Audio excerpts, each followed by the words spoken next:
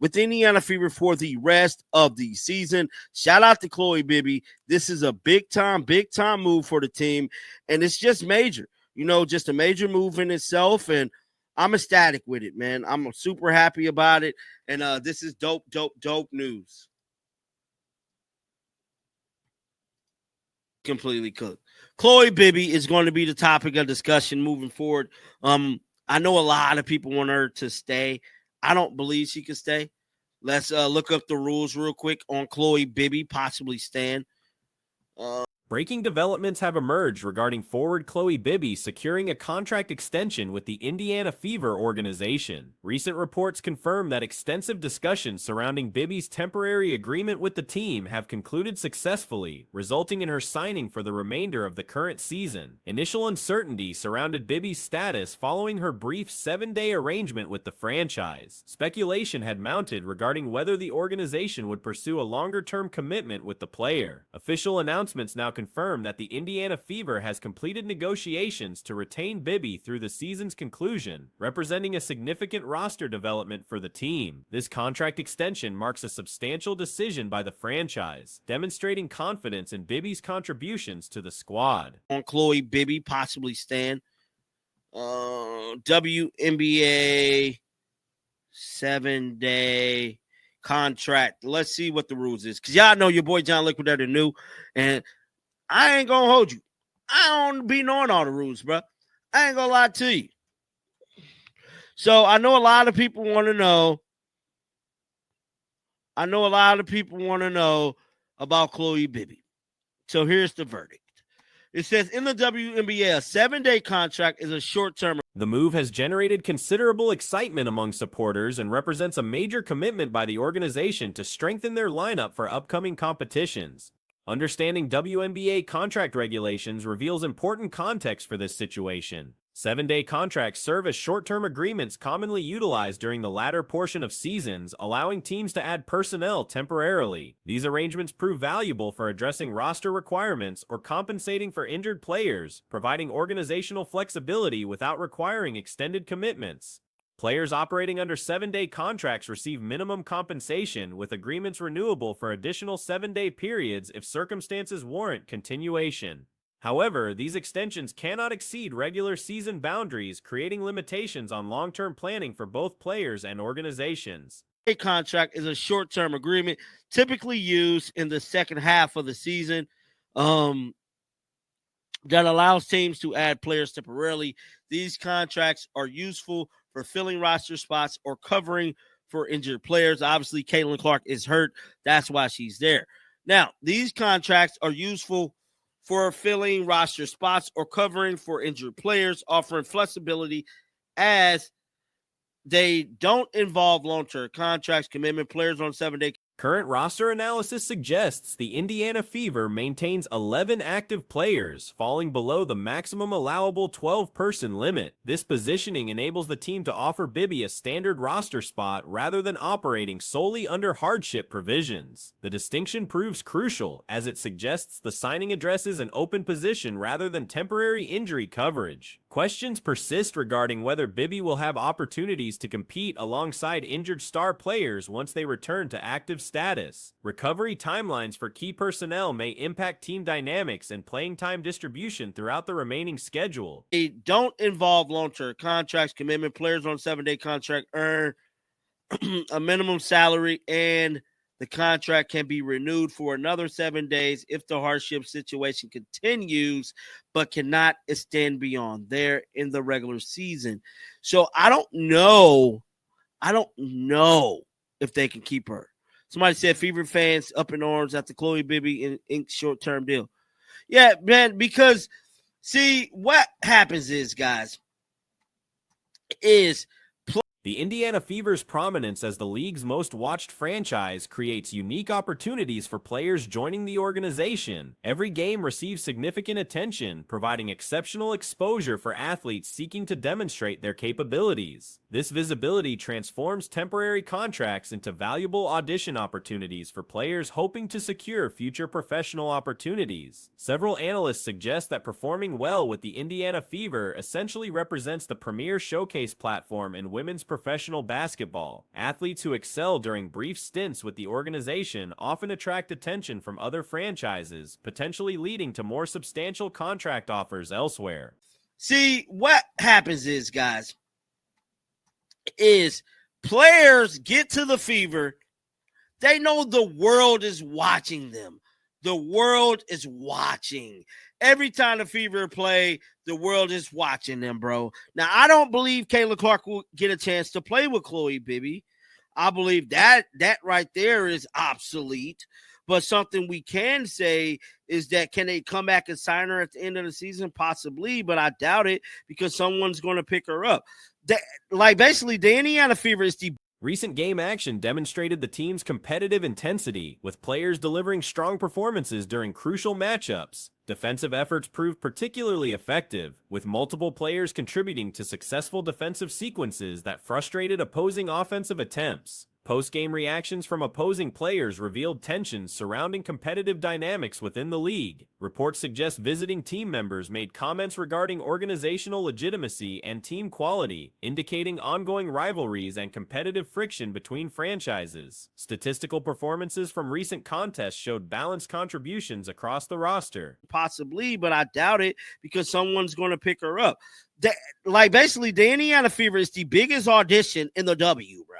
Like, if you had a chance to audition, you get a chance to audition arguably for the best team, the most watched team, the biggest team, and that is the Indiana Fever, bro. So I think that's why we're seeing this out of players when they come on these hardship contracts is that they're auditioning. And, quite frankly, they balling. Let's see what else happened tonight. Besides, multiple players recorded double-digit scoring efforts while contributing significantly in rebounding and field goal efficiency categories. These collective efforts demonstrated the team's depth and ability to compete effectively against quality opposition. The atmosphere surrounding Indiana Fever games continues generating substantial interest from fans and media outlets. Every roster decision receives heightened scrutiny due to the franchise's elevated profile and consistent national television coverage. Contract flexibility provisions within WNBA regulations allow teams to address immediate roster requirements without committing to extended agreements. Let's see what else happened tonight. Besides Alyssa Thomas, what is this? Oh yeah, is this when DeWanna Bonner got her shot beat? I mean, she was super mad tonight. More footage has come out. What's this right here? What's this? Oh yeah, and so this is when Natasha Howard beat her shot. This is when get that out of here, bro. Get that out of here, bro. She was hella. This system enables organizations to evaluate talent while maintaining financial flexibility for future planning purposes. Team management decisions regarding roster construction reflect broader strategic considerations about competitive positioning and long-term organizational goals. Balancing immediate needs with future planning requires careful evaluation of available personnel and contract structures. Media coverage surrounding these developments highlights the intense interest in Indiana Fever personnel decisions. Every signing, release, or contract modification receives detailed analysis from basketball analysts and fan communities alike. Get that out of here, bro. Get that out of here, bro. She was hella mad all night. I mean, they just made it tough on her, dog. They showed no mercy. Indiana Fever showed no mercy. They definitely made it their business to mess up DeWanna Bonner night. And I'm all for it. I can't even lie. I'm all for them destroying her night. Queens of playing victim, definitely. Man, I really want to see this press conference because I'm very interested to see what she has to say. The successful completion of Bibby's contract extension represents positive momentum for the organization as they continue pursuing competitive excellence throughout the remainder of the season. This stability allows coaching staff to develop consistent lineups and game planning approaches without uncertainty regarding personnel availability. Future roster planning will likely depend on injury recovery timelines and overall team performance during upcoming contests. Management must balance current needs with long-term organizational objectives while maintaining competitive flexibility for potential playoff positioning. The Women's National Basketball Association has experienced an unprecedented series of unusual incidents during recent Oh! Oh, that's not good. That's not good. And then, not only that, we have seen a situation where during the game, I was watching the game. I didn't know what was happening. So, like, something got flung onto the floor. Something got flung onto the floor during the Valkyries game. And I'm watching. The collection of mishaps and strange occurrences from this period could potentially rank among the most bizarre sequences in professional sports history. Multiple extraordinary events have unfolded across various games and venues. The incidents range from mascot-related accidents to disruptive fan behavior, creating an atmosphere of unpredictability throughout the league. One particularly shocking incident involved a team mascot being knocked unconscious during a game performance. Such mascot injuries are extremely rare in basketball settings, with few comparable incidents occurring in professional sports. During the Valkyries game, and I'm watching, I'm like, what the hell? I literally just thought something went across the screen on my phone. I didn't think it had come across the floor. When did it happen? It happened here. So, you can see right here, they're coming off. Look, there's a minute to go in a tie game, by the way. And something goes flying across the floor. Like, Janelle Salon the refs are pointing. Salon's like, what the hell's going on? And the referees just ignore it. The referees ignore. There is literally... The last notable mascot altercation in basketball involved a celebrity fighter attacking a performer during halftime entertainment. The situation deteriorated further when officials witnessed the incident but failed to take appropriate action or provide adequate response to the emergency situation. During a Las Vegas Aces game, spectators observed an unidentified object being thrown onto the playing surface. The incident occurred with 1 minute remaining in a tied contest, creating significant disruption to gameplay. Officials on the court appeared confused by the situation, with referees pointing toward the object without taking decisive action. Ignore it. The referees ignore. There is literally, the referee just points at the object. Like, how, like, this is actually maybe the worst referee. I'm going to talk more about it. This might actually be the worst thing a referee has done. An object comes flying across the floor and he just points. And then, like, yeah. He just points. But, what that object was, I don't even know if I can say it without being demonetized, but I've blurred it out right here. Janae Salone and other players expressed bewilderment at the unusual interruption. The officiating crew's response proved inadequate, as they merely acknowledged the object's presence without properly addressing the security breach or safety concerns. The thrown item was later identified as an adult novelty product, creating an embarrassing situation for the league and raising serious questions about venue security protocols. Players who witnessed the incident described their initial confusion, followed by inappropriate laughter once they understood what had occurred. The incident represents a significant security failure and demonstrates concerning gaps in crowd control measures. And if you guys haven't seen the reactions to it, it was in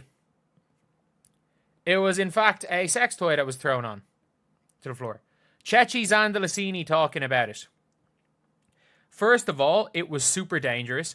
And then we found out what it was. I guess we just started laughing. Like, I've never seen anything like this happen before. And not only that, obviously, I'm not going to show the video of it, but we have the cat copper. Such disruptions pose safety risks to players and officials while undermining the professional atmosphere the league seeks to maintain. Additional problematic incidents have occurred throughout the same time frame, creating a pattern of unusual occurrences that has drawn unwanted attention to the organization. Player performance has also contributed to the unusual nature of recent games. Angel Reese, despite showing improvement in certain areas, experienced several notable mishaps during gameplay. During one sequence, she secured a rebound while positioned on the court floor, then attempted a shot that struck the rim's underside and returned directly to her hands. You have the cat copper wig situation. Like, it is literally, it's been a blooper reel. That's the only way I can describe it. It has been an absolute blooper reel. And I just don't know. I don't even know what I can say. I don't know what I can say about this. Like, there's just been crazy things that have happened time after time again. The play represented an unintentional assist to herself. though she wisely chose not to attempt another shot from her seated position. While Reese demonstrated solid overall performance, the sequence highlighted the unpredictable nature of recent games. These incidents have accumulated into what observers describe as an extended highlight reel of mistakes and unusual occurrences. The frequency and severity of these events raise concerns about the league's ability to maintain professional standards. Officials have failed to adequately address many of these situations, allowing disruptions to continue without appropriate intervention. Time after time again. And let's not forget, like, by the way, and I mean this when I say this, I think Angel was really good last night. But she, like, some of her layups, like, at one stage she caught a rebound when she was, like, on the ground and she just threw the ball off the bottom of the rim and it landed in her hands. Like, that might be the most impressive rebound I've ever seen. It was the most impressive rebound. Like, absolutely no attempt. And it was back to the start of the year. The no attempt to make the layup. The referee response to the thrown object incident particularly exemplifies inadequate crisis management during competitive play. The timing of these incidents proves especially problematic, as many basketball fans are currently focusing on women's professional basketball due to scheduling gaps in other competitions. Summer League play has concluded, European competitions have not yet begun, and the WNBA represents the primary basketball entertainment available to audiences. This increased attention means more viewers are witnessing these unusual incidents, potentially damaging the league's reputation among new or casual fans. The organization faces challenges in converting temporary interest into sustained viewership when games feature such unprofessional disruptions. The no attempt to make the layup. And she rebounded into an assist, so at least she didn't shoot the shot while sitting on the ground. That's the positive thing. I thought she was good last night. But, like, there's literally a blooper reel of Angel Reese last night alone. And I'm not going to show that because at the end of the day, like, it is what it is. It is what it is. But, it genuinely, like, it's just comedy. Even traditionally reliable entertainment elements have experienced problems. Established halftime performers, including veteran acts with decades of experience in professional basketball venues, have suffered injuries during their routines. These incidents extend the pattern of unusual occurrences beyond player-related activities. The accumulation of incidents over approximately 2 weeks has created concerns about the league's overall trajectory. From All-Star Weekend difficulties to recent game disruptions, the organization appears to be experiencing systemic challenges in maintaining professional standards. Like, it's just comedy. It's absolutely comedy. And, like, this is obviously, you know, a serious sports league that wants to take itself seriously. I just don't. I don't know how we can be sitting here like this is a league that wants to take itself seriously. Because, like, it is ridiculous. And the referees just allowing it to happen. I'm actually so happy. Like, a fan threw a sex toy at a player on an opponent. Skills competitions have featured notable mistakes, including missed shots by experienced players during showcase events. These errors, while less serious than security breaches, contribute to perceptions of declining execution standards across league activities. The situation becomes more concerning when considering that many viewers are discovering women's professional basketball for the first time. Initial impressions matter significantly for audience retention, and consistent exposure to unusual incidents may discourage continued interest in the sport. League officials must address these concerns quickly to preserve credibility and maintain growing fan interest.